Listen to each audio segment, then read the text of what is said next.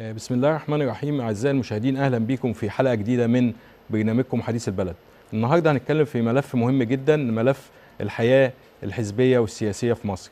طبعا احنا عارفين ان الأحزاب والمشاركات السياسية دي من أهم الحاجات اللي بتبقى موجودة في الدولة المصرية، وشفنا مشاركات الأحزاب في جميع الاستحقاقات الانتخابية. احنا طبعا عارفين ان في مصر عندنا يعني حوالي 104 حزب مسجلين حتى الآن، لكن الفعال طبعا بيبقى في حوالي 15 حزب موجود هو على أرض الواقع. طبعا تفعيل الحياة السياسية ودور الأحزاب في الشارع المصري يعني دور مهم جدا ودور فعال. طبعا احنا النهارده هيكون معانا بعد قليل معالي النائب ناجي الشهابي، عضو مجلس الشيوخ ورئيس حزب الجيل الديمقراطي، عشان يسلط الضوء اكتر على الحياة السياسية والحزبية في مصر، خاصة في الفترة الأخيرة. يعني احنا بنشوف في الفترة الأخيرة إن الحياة السياسية مهمة جدا لانعاش الدولة ويعني مشاركات المواطنين، والحاجات اللي احنا بنشوفها كتيرة في مشاركات الأحزاب وتواجدهم في الشارع المصري وتواجدهم داخل البرلمان وداخل مجلس الشيوخ. طبعا ليهم دور كبير جدا. احنا بنتكلم على إسراء الحياة السياسية. احنا طبعا نتمنى كل الأحزاب يبقى ليها نفس القوة وتشتغل. احنا دايما كنا يعني بنطالب ان كل الاحزاب تنزل تشتغل في الشارع وتبقى موجودة. يعني في احزاب طبعا زي ما احنا بنقول موجودة فعلا فعليا وموجودة في الشارع وكوادرها منتشرين في كل مكان. احنا نتمنى ان كل الاحزاب يشاركوا وكل الاحزاب يبقوا موجودين ويناقشوا كل المشاكل والمعوقات اللي بتواجه المواطن المصري اثناء مباشرة حياته اليومية. احنا بنقول ان فعلا الاحزاب ليها دور مهم جدا يجب تفعيله. ان احنا بنقول لما نطلع من الغرف المغلقة، الاجتماعات المغلقة، ننزل الشارع ونشوف مشاكل الناس ونشوف التواصل الدايم بيننا وبين او بين الاحزاب وبين الشارع المصري. احنا بنشوف ان اساس الحياة السياسية اللي موجودة حاليا هي اعداد كوادر سياسية قادرة ان هي تبقى موجودة في اي مكان. يعني الاحزاب هي اللي بتعد الكوادر، ده اهم حاجة. يعني احنا نتمنى ان احنا دايما يبقى عندنا كوادر موجوده في كل مفاصل الدوله في كل الانحاء، اذا كان بقى في استحقاقات انتخابيه، في مجلس شيوخ، في مجلس نواب، في مجالس محليه. طبعا لازم يبقى عندنا برضو كوادر سياسيه موجوده في كل الاماكن. احنا شفنا نواب محافظين، شفنا مساعدين وزراء، دول طالعين من تنسيقيه شباب الاحزاب والسياسيين، ودي يعني كانت دفعه كبيره قوي للشباب. احنا اول مره نشوف نائب محافظ شاب، اول مره نشوف مساعد وزير شاب. طبعا الكوادر دي كلها تم تاهيلها وتم يعني طلعت من عباءه الاحزاب المصريه اللي موجوده. شفنا الحوار الوطني وازاي الحوار الوطني اهتم بجميع الاحزاب. يعني احنا شفنا في الحوار الوطني اللي دعا ليه فخامه الرئيس عبد الفتاح السيسي جميع الاحزاب المصريه مشاركه فيها، وجميع الاحزاب جميع الكوادر اللي فيها مشاركه. احنا بنشوف كوادر على فكره على اعلى مستوى في احزاب، حتى احنا بنقول ان احزاب صغيره شويه لكن فيها كوادر ان هي قادره ان هي تخدم بلدها وان هي تأدي واجبها، وان هي تقدم طروحات وافكار من شأنها حل اي مشكله او اي عقاد بتواجه المواطن، اذا كان في ملفات الاقتصاد، في الصناعه، في الزراعه. الحاجات دي كلها طبعا ملفات مهمه جدا. كوادر الاحزاب اللي هي بتتدرب زي ما احنا بنقول ان الحزب دوره ان هو يربي كوادر، يعني يربي كوادر ان هي تبقى قادره ان هي تبقى موجوده في جميع الاماكن، مش استحقاقات انتخابيه بس، انها تخدم بلدها في احياء، في محافظه، في وزارات، في اماكن مختلفه كتيره جدا. ده دورنا او دور الاحزاب السياسيه ان هي تبقى موجوده، يعني مش مقتصره بس على يعني ان هي تبقى في انتخابات فقط، لا، ان هي موجوده بتبدي رايها. احنا بنشوف ان في احزاب بتبدي رايها في بعض الامور، في بعض الطروحات، وشفنا يعني في عهد الرئيس عبد الفتاح السيسي اهتمام كبير قوي بالحياه السياسيه، يعني ما شفناش قبل كده. يعني قلنا الحوار الوطني فعلا عطى نفس للاحزاب اللي ما كانتش موجوده. الاحزاب ما عندهاش امكانيات اللي هي تطلع وتقول افكارها، ما عندهاش امكانيات او ما عندهاش يعني اللي يديها الدفعه ان هي تطلع وتتكلم عن الطروحات وافكارها اللي هي تقدر تخدم بيها الدوله المصريه. الرئيس عبد الفتاح السيسي اهتم بالملف ده كتير جدا، وشفنا الحوار الوطني ازاي كان جميع القوى السياسيه موجوده بجميع اختلافاتها. فاحنا نتمنى طبعا الفتره اللي جايه اللي احنا نشوف احزاب كتيره جدا، والاحزاب تبدا تشتغل وتتفاعل مع المواطنين وتبدا، لان ده برضه بيأهلهم ان هم يبقى عندهم كوادر في اي استحقاق انتخابي. مع انا دلوقتي عايز انزل انتخابات، لازم اكون انا محتك احتكاك كبير قوي بالشارع المصري، اللي انا يبقى ليا قاعده جماهيريه. لكن انا ابقى موجود في مقر او في مكتب وان انا ما بنزلش وما بشتغلش، لا، لازم اشتغل على نفسي ولازم اأهل نفسي، ولازم يبقى في تواصل ما بين الاحزاب، جميع الاحزاب. احنا عارفين الاحزاب عباره عن مركزيه ومحافظات. طبعا الانتشار داخل المحافظات وانتشار داخل القرى والاماكن دي كلها، طبعا هي دي اللي بتدي الدفعه للاحزاب وبتدي الدفعه للكوادر السياسيه ان هي تبقى موجوده وتبقى ليها تواجد. حتى لو في استحقاقات انتخابيه انا موجود وبتفاعل مع قضايا الشارع وبتفاعل مع مشاكل المواطنين ومع القضايا العامه. فده كل ده بيأهل الكادر السياسي ان هو يدينا دفعه. طبعا استاذ ناجي الشهابي شرفنا دلوقتي، هنطلع فاصل وان شاء الله نرجع نواصل مع حضراتكم.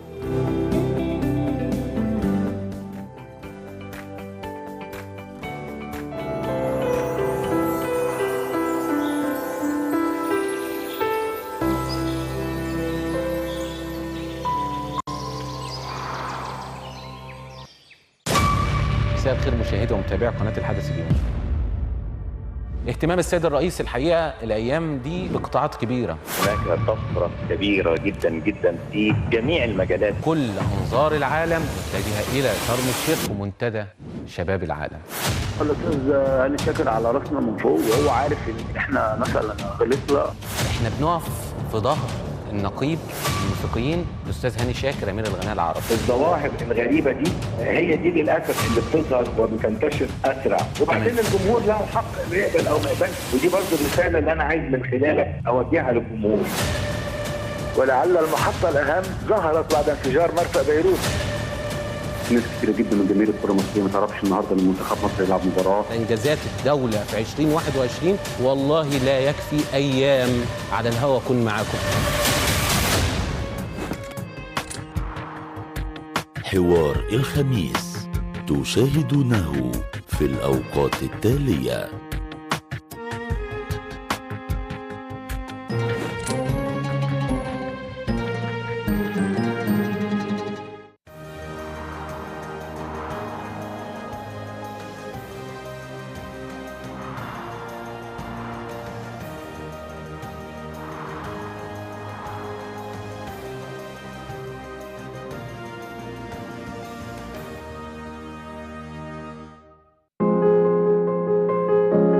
الإيراد رقم والعمر برضو رقم، لكن القيمة الحقيقية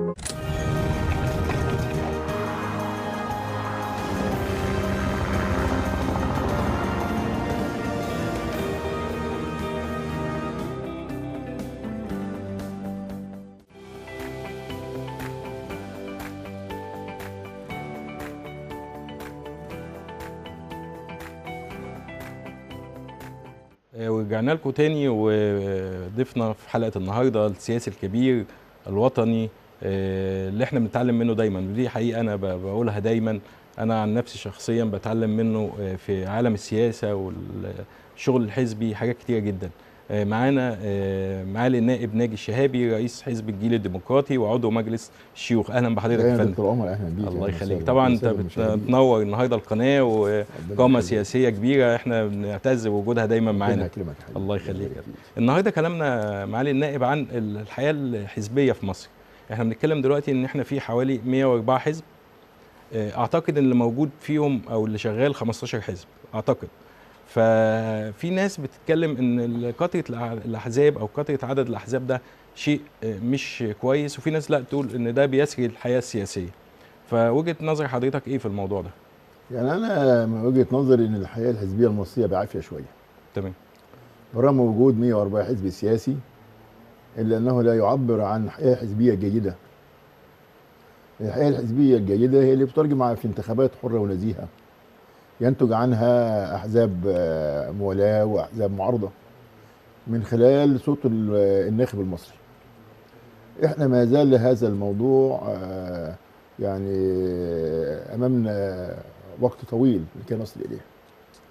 زي ما انت ما قلت في كلامك ان 104 حزب سياسي، انا ما اقدرش اقول كتير ولا شويه، لان في النهايه الحزب السياسي له شروط لكي يتواجد. اكيد. ده حددها قانون الاحزاب السياسيه رقم 43 سنه 77. فكل مجموعه مؤسسين ينطبق عليهم القانون يبقى عندهم حزب سياسي. والدستور حصن الحزب السياسي. يعني لا يستطيع اي سلطه في مصر تحل الحزب السياسي. بموجب الدستور. لا تستطيع الحكومه ان تحله، لا يستطيع مجلس النواب ان يحله، لا يستطيع مجلس الشيوخ ان يحله، الا بحكم قضائي. أنا السلطه الوحيده اللي في ايديها حل الاحزاب هي السلطه القضائيه من خلال المحكمه الاداريه العليا في مجلس الدوله. لذلك انا لا استطيع ان اعلق على 104 حزب واقل، ولكن واللي حصل بعد يناير 2011 ان الكثيرين ممن يمتلكون المال والنفوذ تخيلوا ان في كعكه تتوزع عليهم، على الاحزاب السياسيه، فسارعوا لتشكيل احزاب سياسيه لا تعبر عن الوان الطيف الفكري المصري او حتى الفكر العالمي. كثير من الاحزاب تنتمي الى اليمين، كثير من الاحزاب تنتمي الى اليسار، كثير من الاحزاب تنتمي الى الوسط، وديت في النهايه يبقى في حزب كبير بيمثل الوسط، واحزاب تمثل اليمين، واحزاب تمثل اليسار، وديت بتبقى التركيبه الحزبيه المصريه. تمام. احنا في مصر برغم مرور ما يقرب من 50 سنه على يعني على تحويل منابر الاحزاب، لان قانون الاحزاب طلع سنه 77 يعني في 26 يعني 49 سنه 49 سنه الا اننا محتاجين ان احنا ندي دفعه قويه للاحزاب السياسيه. هذه الدفعه لابد ان تكون من اتجاهين. اتجاه الاحزاب نفسها لابد يكون لها دور، لابد انها تترجم افكارها ومبادئها على ارض الشارع، لابد انها تواصل الاتصال بالجماهير ودعوتهم للانضمام اليها. في نفس الوقت نحن نطالب ان يكون هناك نظام انتخابي جيد. النظام الانتخابي الحالي لا يؤدي الى تنشيط الحياه الحزبيه المصريه، ولا يؤدي الى ان تكون لدينا حياه حزبيه صحيحه وسليمه او حياه ديمقراطيه سليمه. ده المبدا السادس من مبادئ ثوره يوليو، وقامت حياه ديمقراطيه سليمه.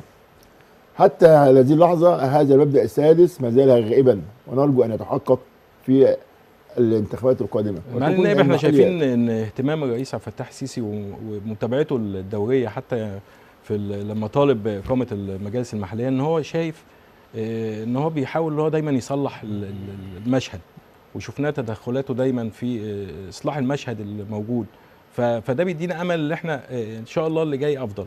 حضرتك شايف الرؤيه دي؟ انا شايف الرؤيه الرئيس السيسي وحده بيعزف، والحكومه لا تعزف معه، ولا احزاب الموالاه تعزف معه. ان الرئيس السيسي تحدث عن الحياه الحزبيه السليمه منذ ان دعا للحوار الوطني، وتحدث عن النظام الانتخابي سليم منذ ان دعا للحوار الوطني، لانه تدخل اثناء الانتخابات نفسها وطالب الهيئه الوطنيه للانتخابات انها تقوم بدورها حتى لو لغت الانتخابات كلها. صح. والرئيس السيسي تحدث عن المحليات اكثر من مره، هذه المره الاولى اكيد اكثر من 3 مرات في الثلاث سنوات الاخيره. السيسي تحدث عن ضروره ان يكون لدينا مجالس شعبيه محليه، وده كان بيتحقق. المجالس الشعبيه المحليه تحقق دستوري، يعني هو قانون من القوانين المكمله للدستور. اللي انا اقول لك سر يعني ايوه ما كملش ليه لان هو الدستور حدد فئات شمالها بالرعايه. صعب جدا ان هذه الفئات يتم ترجمتها الى مقاعد في المحليات. المجلس المحلي صغير أكيد. على مستوى المركز القروي، على مستوى الحي، على مستوى المركز، على مستوى المدينه، على مستوى المحافظه، مش زي البرلمان على مستوى الجمهوريه. اكيد. وبالتالي عدد محدود. هتقسم العدد المحدود ده ازاي؟ الى المصريين بالخارج، متحدي الاعاقه، عمال، فلاحين، شباب، امراه، مسيحيين.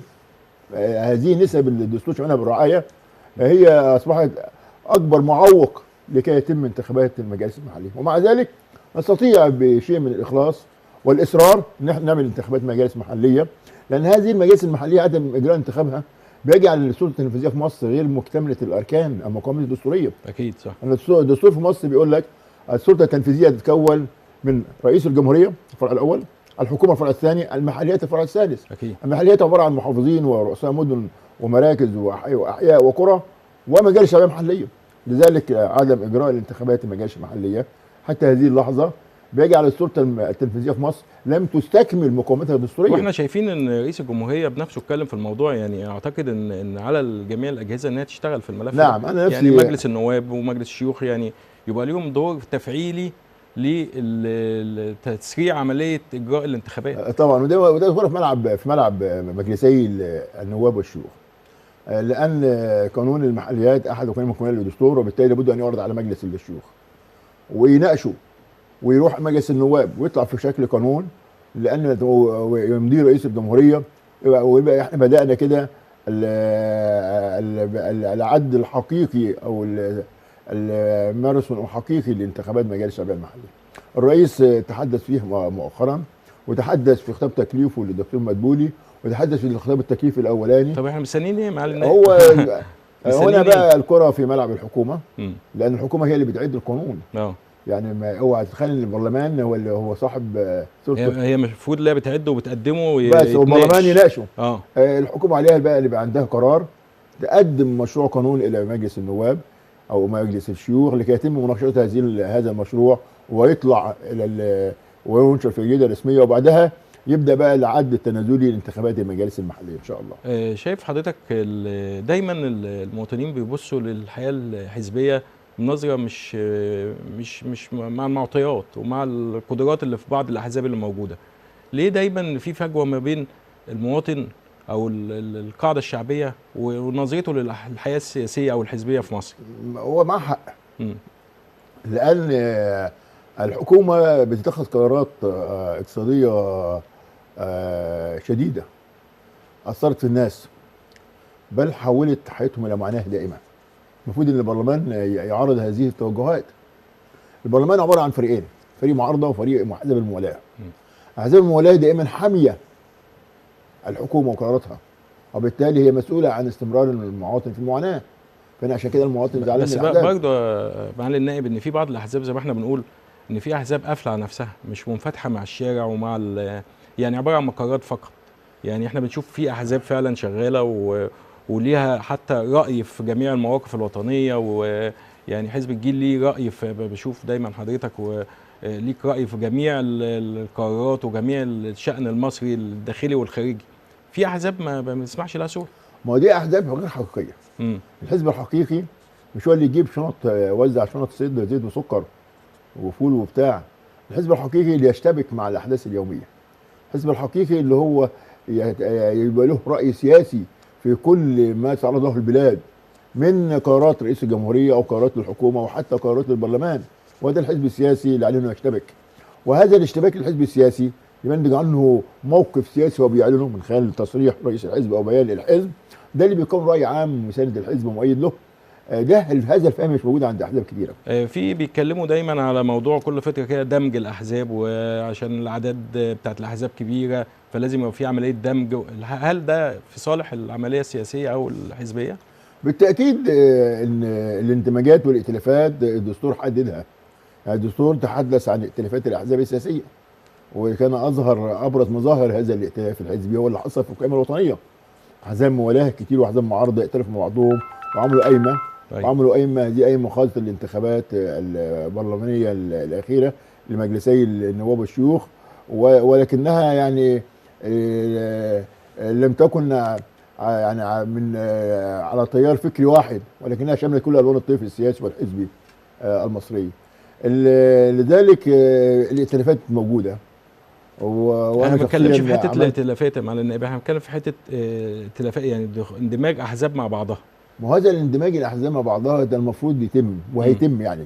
يعني اذا لم يكن يعني ده حضرتك هيتم لان طبعا لان الاحزاب اللي ذات التوجه الفكري الواحد لابد انها تندمج مع بعضها. انا احزاب التيار القومي والحزب الجيل منهم او بيقودوا لابد يندمجوا كلهم مع بعض في حزب كبير يقودوا الانتخابات باسم التيار القومي.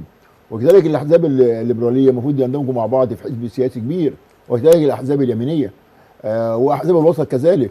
بس ده عايزه وقت. بس شريط هذا الكلام ايه اللي يتم ازاي؟ ان الدوله تقف على مسافه واحده من كل الاحزاب السياسيه.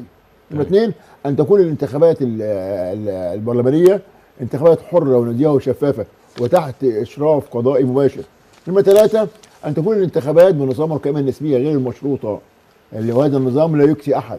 تمام. الحزب اللي هيجيب ياخد اصوات ياخد كراسي بنسبه الاصوات، وبالتالي يبقى فيه توجه موجود. احنا ما زلنا حتى الان بنحبو في الحياه الحزبيه المصريه، لازلنا اقول مثلا في اولى حضانه. لازم ننطلق وننطلق، وهذا الانطلاق مرتبط بحاجتين اثنين: ان الحكومه، ان الدوله يكون عم سبب واحده من الاحزاب السياسيه، وان يبقى النظام الانتخابي نظام لا يكسي احد، بل نظام عادل، وهو ما فيش الا هو نظام محكمه نسبيه غير مشروطه. عايزين في دقيقه كده عشان الوقت بتاعنا، يعني تعليق حضرتك على موضوع التنسيقيه، وشايفها من وجهه نظر حضرتك نجحت؟ التنسيقيه دي اصبحت امل لكل الشباب، وهي صيغه كده كانت يعني كنا محتاجينها في هذا الوقت، لان احنا مصر دايما محتاجه مدرسه لتفريغ الشباب، واحزاب سياسيه كتيره تخلت عن هذا الدور، تربيه الشباب وتقديم كوادر شابه تولي مواقع قياديه. واحنا ما شفناش حاجه بتعمل هذا الكلام من يوم حل الاتحاد الاشتراكي وغياب منظمه الشباب اللي كانت معنيه بانها تقدم كوادر شابه الى الوطن، من الممكن ان تقود مجالات مختلفه تنفيذيه وتشريعيه وشعبيه. لذلك ان تنسيق شباب الاحزاب بتركيبتها انها بتضم احزاب سياسيه، شباب الاحزاب السياسيه والشباب السياسيين، هي توليفه ممتازه، وهي حققت نجاحات كبيره، وكان لها تواجد كبير في برلمان 2025، ولها تواجد ايضا في برلمان 25 30 تواجد محترم ليهم. نعم، وهي اعتقد يعني انا بوصي القائمين عليها انهم يستمروا فيها ويوسعوها، لانها بتمثل امل لكل الشباب الطامح في خدمه بلاده. طبعا احنا بنشكر حضرتك معالي النائب على الحلقه السريه بالمعلومات السياسيه، وان شاء الله في حلقات اخرى نناقش جميع المجالات السياسيه والحزبيه، وكنا سعداء بوجود حضرتك معانا، وان شاء الله نلتقي بك في حلقه ثانيه باذن الله في برنامج حديث البلد. ان شاء الله نلتقي بكم في حلقه جديده من برنامجكم حديث البلد. كان معكم عمر عوض.